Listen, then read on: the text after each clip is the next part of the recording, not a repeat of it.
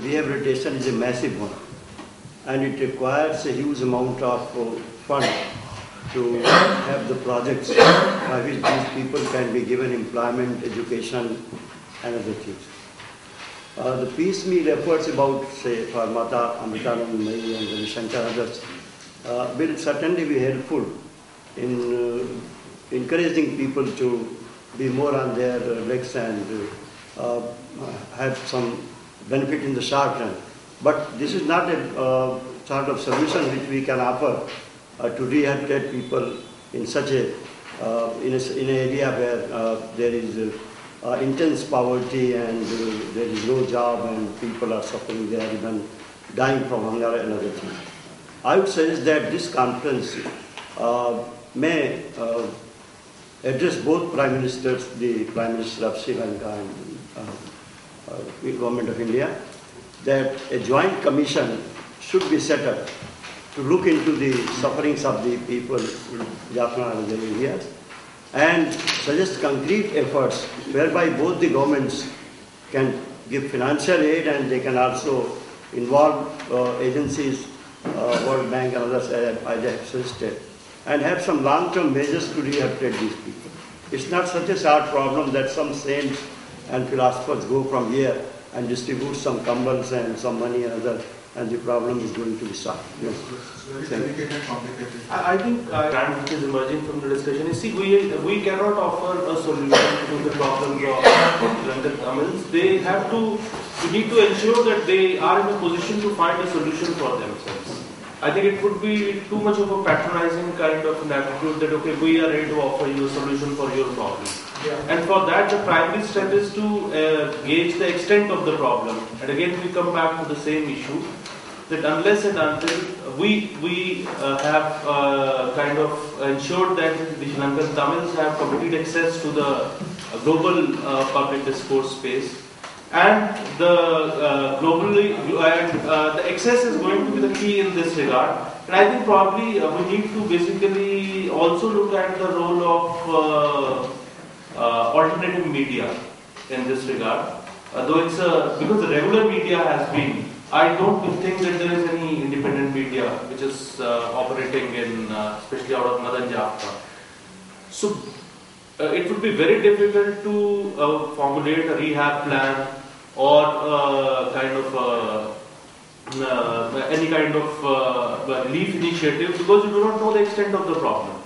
You do not know what kind of things they require. You do not know how many people require that, in which sector they require that. You have a broad idea, but you need specific details for that to make these plans implementable. Like I tell you, for example, otherwise what happens is, like a couple of years back, there was a cyclone called Ayla, I'm just giving an analogy, which ravaged a number of islands in Sundarbans area. So I had gone there to write a couple of stories, and you know what had happened? All the relief organizations, they had sent tons and tons of material, but the one basic thing which was required there was mosquito nets. And nobody had sent that. And they were sending water bottles and all that stuff, and it was lying dumped there because there was no need of that. The kind of medicines which were sent, the kind of clothes which were sent, there was no requirement of those kind of clothes. What I am saying is that on the ground level, when you are going to go for the rehab or the relief measures, you first need to have access to get the information so that you can gauge the extent of the problem, and then on the basis of that you formulate a plan. And there has to be continuous channels of information so that once these violations have happened, these things do not happen again. There have to be checks and balances in that regard. Because we, as Krishnamani was saying, that we have to forget the past. How can you forget the past? If you forget the past, it's going to be repeated again.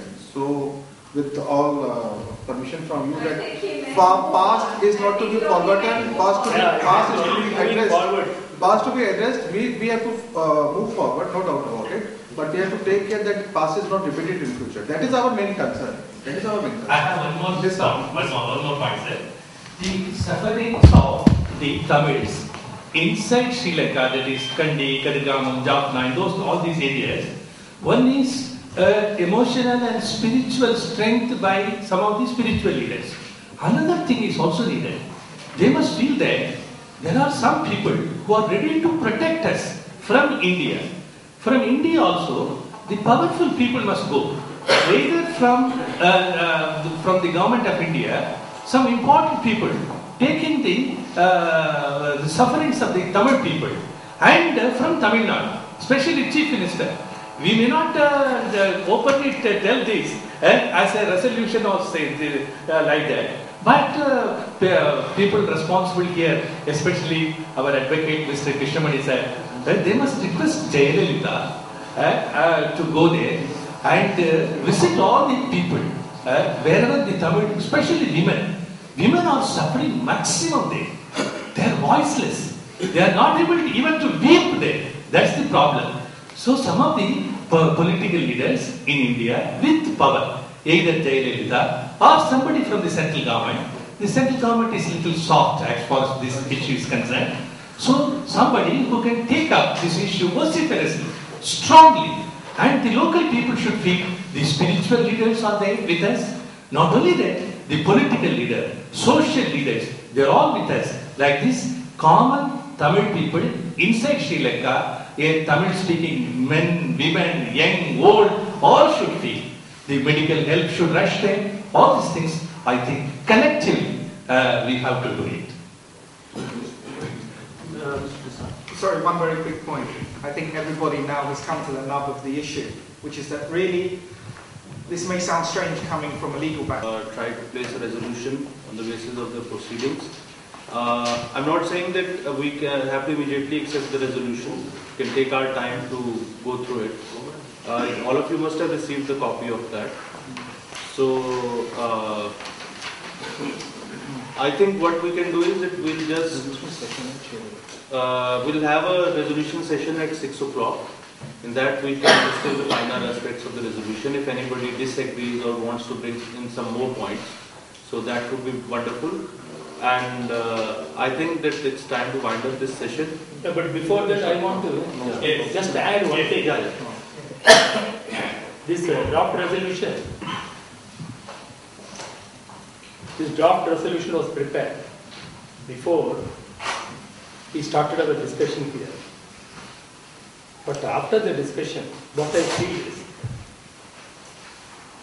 that apart from what has been suggested in the draft resolution, this organization itself, that is Human Rights Defense International, should send a delegation. We can do other things because it may take a long time to move the government and to move other organizations. So we can send a delegation of at least 11 people, something like that, around 11 or 7 or whatever it is. International. So that we can interact, we can go there, interact with the human rights activists there, even among the singles population, singular population, and also see the ground realities and find out what kind of help we can do, what kind of thing we can do. Because as far as development is concerned, even in India, wherever terrorists are concentrated, there is no development in India. You know that in Assam and other areas, wherever terrorists are there, even in Andhra Pradesh, you can't go there, you can't develop. It is in their control. So you can't develop. So there is no point in saying there is no development. There cannot be a development when there is militancy. But now there are 3 steps are to be taken. One is, what are the immediate requirements of the people for living with the human dignity? That is the most important thing to be addressed. And there what we can do, that we have to find out. Number 2, steps to be taken at a later point of time.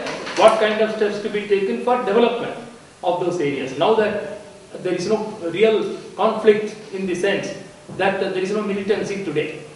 Therefore, development work also can start after some time. And ultimately, as suggested by one person from there, we have to see that the democratic rights of the section of people, namely Tamils, they have to be restored. And they should participate in the democratic process of Sri Lanka. We want only one united Sri Lanka, but there can be slight autonomy for this region. We have to help that also. But for the time being, in addition to what has been suggested in this resolution,